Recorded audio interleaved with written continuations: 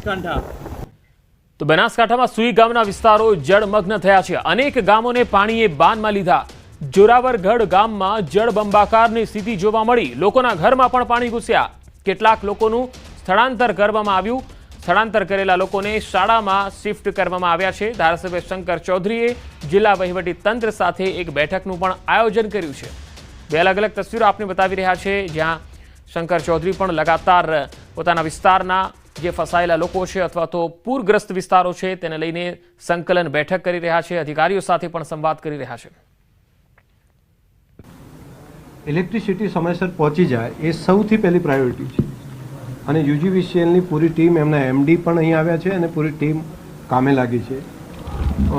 125 ગામને બાદ કરતાં બાકીના બધા કામ કાલે સાંજ પહેલાં, જેની અંદર ફૂલ પાણી ભરેલું છે વધારે, જ્યાં ખોદી નથી શકાય એવું એટલા જ માત્ર ગામોની અંદર ત્યાં બાકી રહેશે। બીજા બધા ગામોમાં સાંજ સુધીમાં કનેક્ટિવિટી એ લોકો કરી ઇલેક્ટ્રિસિટી ચાલુ થઈ જશે એવી એ લોકોએ ખાતરી આપી છે। 56 જેટલી ટીમો બનાવીને અલગ અલગ ઉત્તર ગુજરાતમાંથી અહીંયા ડિપ્લોય કરી છે। હાલ અમે જે સુઈ ગામ તરફ જવાનો રોડ છે ત્યાં જોરાવરગઢ ગામ આવેલું છે। બાબરથી સુઈ ગામ તરફ જવાના રોડ ઉપર આ ગામ આવેલું છે જોરાવરગઢ, જ્યાં કયા પ્રકારની પરિસ્થિતિ છે તે જોઈ શકાય છે। અહીં આખું ગામ પાણીની અંદર તરબોળ છે। ચારે તરફ પાણી જોવા મળી રહ્યું છે। ગામવાસીઓના જે મકાનો છે, ગ્રામ પંચાયતની કચેરી છે, મંદિરો છે, તમામ જગ્યાએ માત્ર ને માત્ર પાણી જ જોવા મળી રહ્યું છે। લગભગ 3 થી 4 ફૂટ જેટલું પાણી ઘરોની અંદર ઘૂસી ગયું છે। આપ જોઈ શકો છો આ જે સામે ગ્રામ પંચાયત કચેરી છે તેની કયા પ્રકારની હાલત છે। લગભગ 3 થી 4 ફૂટ જેટલું પાણી છે ત્યાં ગ્રામ પંચાયતની કચેરીમાં ઘૂસી ગયું છે। એટલે આ જ પ્રકારની પરિસ્થિતિ આખા ગામમાં જોવા મળી રહી છે। આખા ગામમાં ચારે તરફ માત્ર ને માત્ર પાણી જોવા મળી રહ્યું છે અને લોકો છે તે હાલ ભારે હાલાકીનો સામનો કરી રહ્યા છે। કયા પ્રકારની પરિસ્થિતિ ગામમાં છે?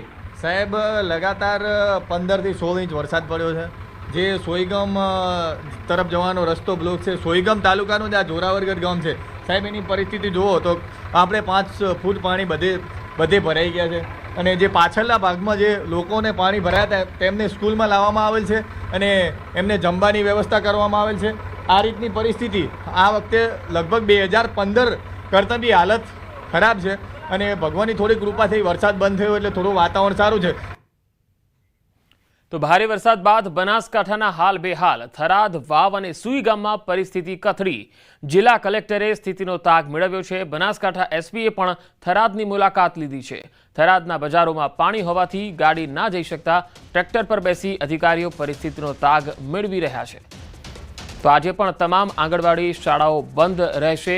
બનાસકાંઠામાં ભારે પૂરનું પાણી હોવાના કારણે અને વરસાદને પગલે આજે પણ શૈક્ષણિક કાર્ય બંધ રાખવાના અહેવાલ આવી રહ્યા છે। શાળાઓ, આંગણવાડીઓ અને કોલેજોમાં શૈક્ષણિક કાર્ય બંધ રહેશે। વરસાદની સ્થિતિને જોતા આ નિર્ણય કરાયો છે।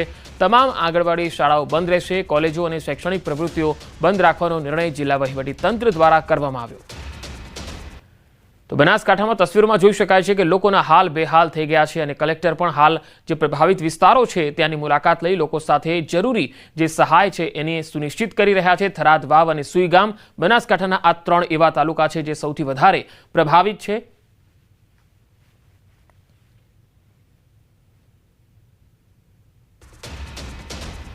તો વરસાદે બનાસકાંઠા જિલ્લામાં તારાજી સર્જી છે। બનાસકાંઠાના અનેક ગામો પાણીમાં ગરકાવ થયા છે। શંકર ચૌધરીએ આ પ્રભાવિત ગામોની મુલાકાત લીધી છે।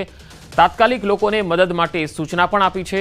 બચાવ કામગીરી ઝડપી કરવા માટેની સૂચનાઓ આપવામાં આવી। વીજ પુરવઠો પણ તાત્કાલિક કાર્યરત કરવાની કામગીરી ચાલી રહી છે। એનડીઆરએફની 6 ટીમો પણ કામે લાગી છે।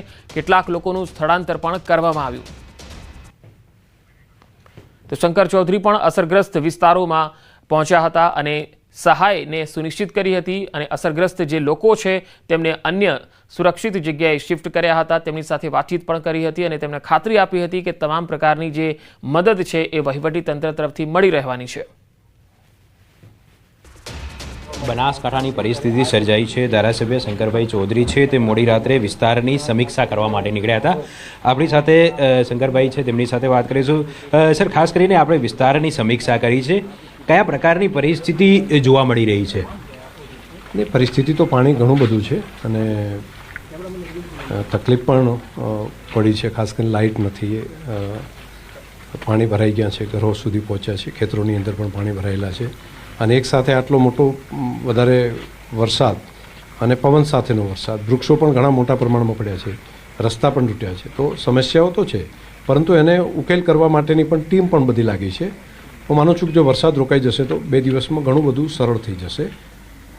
સર, ખાસ આપે મોડી રાત્રે એક બેઠકનું પણ આયોજન કર્યું હતું. રેસ્ક્યુ ઓપરેશન, બચાવ કામગીરી માટેની જે સૂચનાઓ આપવામાં આવી છે, કયા પ્રકારે કેટલી ટીમો કાર્યરત કરવામાં આવી છે અને કઈ રીતે આખી બચાવ કામગીરી જે છે તે કરવામાં આવી રહી છે? એનડીઆરએફની જે ટીમ છે એ અને પોલીસની ટીમ, એની સ્થાનિક જે આગેવાનોની એક ટીમ, 6 જેટલી એનડીઆરએફની ટીમ, એ બધા કામે લાગ્યા છે. બનાસકાંઠામાં છેલ્લા 2 દિવસની અંદર અવિરત વરસેલા વરસાદે બનાસકાંઠાના અનેક ગામોના હાલ બેહાલ કરી દીધા છે. હાલ અમે થરાદ ગામનું જે મુખ્ય બજાર છે ત્યાં જઈ રહ્યા છીએ, જ્યાં પણ પાણી ભરાઈ ચૂક્યા છે. આખા બજારની અંદર આપ જોઈ શકો છો, ચારે તરફ માત્ર ને માત્ર પાણી જ જોવા મળી રહ્યું છે.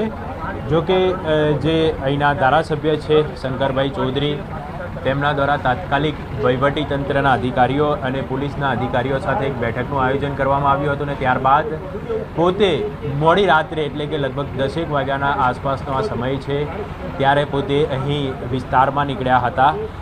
જે અધિકારીઓની સાથે તે આ વિસ્તારમાં નીકળ્યા છે અને આપ જોઈ શકો છો વિસ્તારમાં જે પરિસ્થિતિ છે તેની હાલ સમીક્ષા કરી રહ્યા છે.